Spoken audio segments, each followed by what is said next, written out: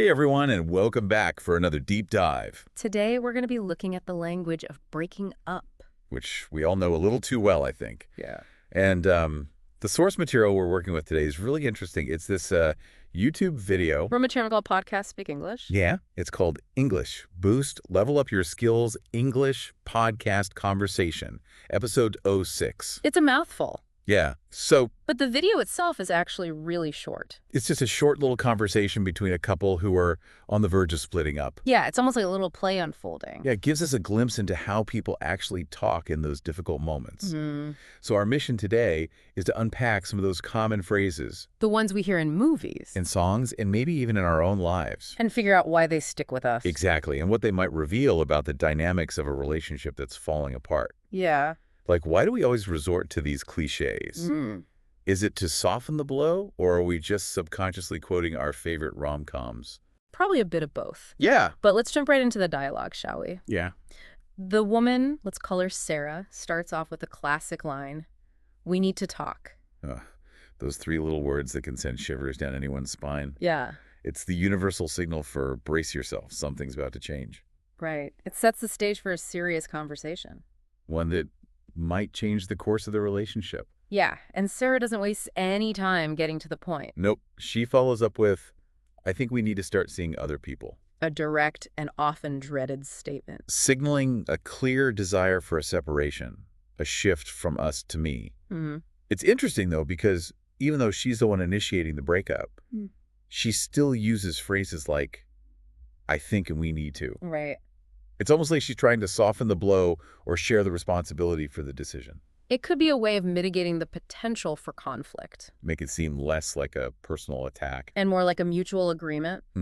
But then she throws in the classic, it's not you, it's me. Oh. Haven't we all heard that one before? It's certainly a well-worn phrase. One that attempts to shift the blame away from the partner and onto the speaker. It's a way of saying this isn't about anything you've done wrong, it's about my own personal issues. But does it ever really work? I feel like it often comes across as insincere, especially when it's followed by another gem I know I can be hard to deal with. Ah, yes, the self-deprecating addendum. It's a fascinating tactic. On the one hand, it could be seen as a genuine attempt at self-awareness.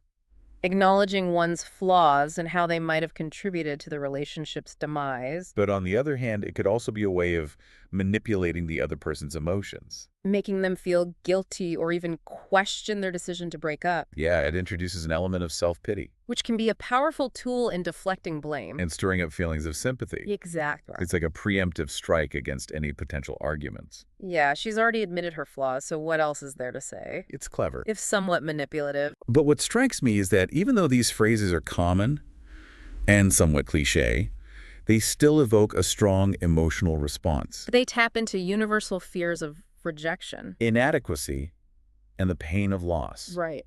And even though we might roll our eyes at the predictability of these lines, they still pack a punch. It's like they're ingrained in our collective consciousness as the go-to script for heartbreak. Exactly. It's like we're all speaking the same language of heartbreak, even if we don't always realize it.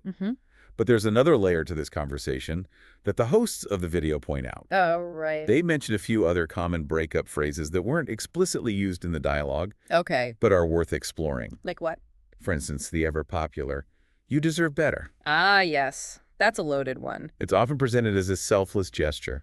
Implying that the person ending the relationship is doing so for the other person's benefit. Like they're saying, you're too good for me. You'll find someone amazing who truly appreciates you.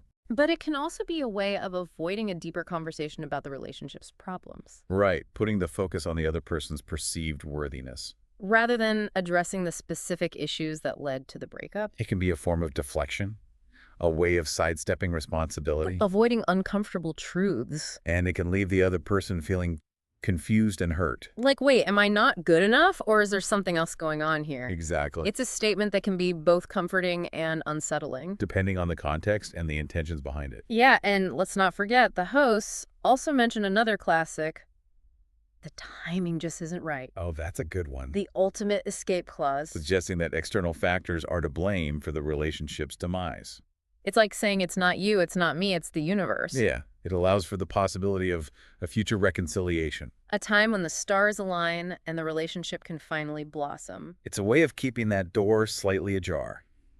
even if it's just a sliver of hope. But it can also be a way of avoiding the finality of a true breakup. Leaving both parties in a state of limbo. Exactly. It prolongs the uncertainty, making it harder to move on and find closure. So we've got Sarah dropping these classic breakup lines, trying to let her partner down gently, but maybe also shielding herself from some of the emotional fallout.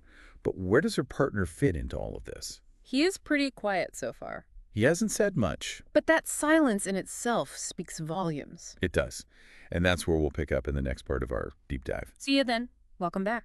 Yeah, so before we jump into the other side of this conversation, I wanted to pick up on something you mentioned earlier. You were talking about how Sarah's use of cliches might be a way of deflecting responsibility. Right. Or even manipulating the situation. Like, I found it interesting that even though she's the one initiating the breakup, she uses phrases that make it seem less like her decision and more like a shared burden. Exactly. Like, we need to start seeing other people instead of, I want to see other people. That subtle shift in language can have a big impact on how the message is received. Yeah. It's almost like she's trying to make it sound like a mutual agreement, even though it's clear that she's the one driving the decision. It makes me wonder if she's doing it consciously or if it's just a subconscious way of protecting herself from the guilt and discomfort of ending the relationship. It's possible that she's not even fully aware of the nuances of her language choices, but on a deeper level, those choices might reflect a desire to maintain a sense of control, to present herself as the reasonable and considerate one in this situation. And by using phrases like, it's not you, it's me, and I know I can be hard to deal with, Yeah. she's essentially preempting any potential arguments or attempts to change her mind. Absolutely. It's a way of shutting down the conversation before it even starts. Yeah. She's already acknowledged her flaws and presented the breakup as an act of self-improvement, leaving little room for the other person to disagree or plead their case. It's clever, but it also raises questions about the authenticity of her emotions. If she's already so detached and prepared with these rehearsed lines, is she truly feeling the pain of the breakup? That's something we can only speculate on. Yeah. But the hosts of the video do point out that Sarah doesn't seem particularly sad or heartbroken during the conversation. Right. They even comment on how her tone is almost robotic, Yeah. as if she's reciting lines from a script. Right. It makes me wonder if she's using these cliches as a way to distance herself from the emotional weight of the situation. It's possible that she's suppressing her true feelings either consciously or unconsciously. Yeah. By relying on familiar, almost formulaic phrases, she might be trying to avoid the rawness and vulnerability of expressing genuine heartbreak. Like she's built a wall around her heart using language as a shield to protect herself from getting hurt. And it highlights the complex ways in which we use language to navigate difficult emotions. Sometimes those familiar phrases, even if they feel cliche, can offer a sense of comfort and control in situations that feel overwhelming and chaotic. Okay, so we spent a good amount of time analyzing Sarah's side of the conversation. But let's not forget about her partner. Right. He hasn't said much so far, but his silence speaks volumes, doesn't it? It certainly does. His initial silence could be interpreted as shock, disbelief, Yeah. or even a momentary inability to process the information, He's been caught off guard. and is struggling to find the words to respond. But I think that's something many of us can relate to. Yeah. Hearing those words, we need to talk, or I think we should break up, can trigger a flood of emotions Make it hard to think clearly. or articulate a coherent response. It's a moment of emotional upheaval. And everyone copes with it differently. Some people might become withdrawn and silent, Others might lash out in anger or denial. but eventually he does find his voice. He does. And his response is fascinating. Instead of arguing or trying to change Sarah's mind, he seems to accept her decision, but not without a tinge of sadness and resignation. He uses phrases like, "We've had our ups and downs and we can work it out," which suggest a desire to salvage the relationship. Right. A belief that despite the challenges, they can overcome this hurdle together. There's a sense of pleading in his voice. A desperate attempt to hold on to what they have. He's clinging to the hope that maybe, just maybe, she'll change her mind if he can remind her of the good times and their shared history. But there's also a sense of realism in his words. He acknowledges that they've been through difficult times, that their relationship hasn't been perfect. It's almost as if he's trying to appeal to her sense of reason, reminding her that all relationships have their challenges and that working through those challenges is what makes a relationship strong. And then he uses a phrase that really stood out to me. We got to stick together. Mm. Such a powerful statement, evoking a sense of unity and resilience. It's a call for commitment, for facing difficulties as a team. It speaks to the deep bond they share and his unwavering belief that they can weather any storm as long as they remain united. It's almost like he's drawing a line in the sand saying, I'm not giving up on us, are you? But the power of that phrase is also tinged with a hint of desperation. Yeah. It's as if he senses that she's already made up her mind and is grasping at straws, hoping to ignite a spark of that shared commitment before it's too late. And Sarah's response to that plea is what makes this dialogue so heartbreaking. She doesn't argue with him or try to rekindle the flame. She simply repeats her earlier statement. I think we need to start seeing other people. A firm and resolute response, leaving no room for doubt or misinterpretation. She's made her decision, and no amount of pleading or reminders of their shared past can sway her. It's a stark reminder that sometimes love isn't enough. Sometimes, despite the best intentions and the deepest desires, relationships reach a point where they simply can't be salvaged. And that's a difficult truth to accept, both for the person being left and the person doing the leaving. It's a moment of profound loss, a realization that something precious has come to an end. But even in the midst of that loss, there's an opportunity for growth and self-discovery. Right? By examining the language of breaking up, we gain a deeper understanding of ourselves, our relationships, and the complexities of human connection. Absolutely. And that's what makes these deep dives so fascinating. We're not just analyzing words on a page.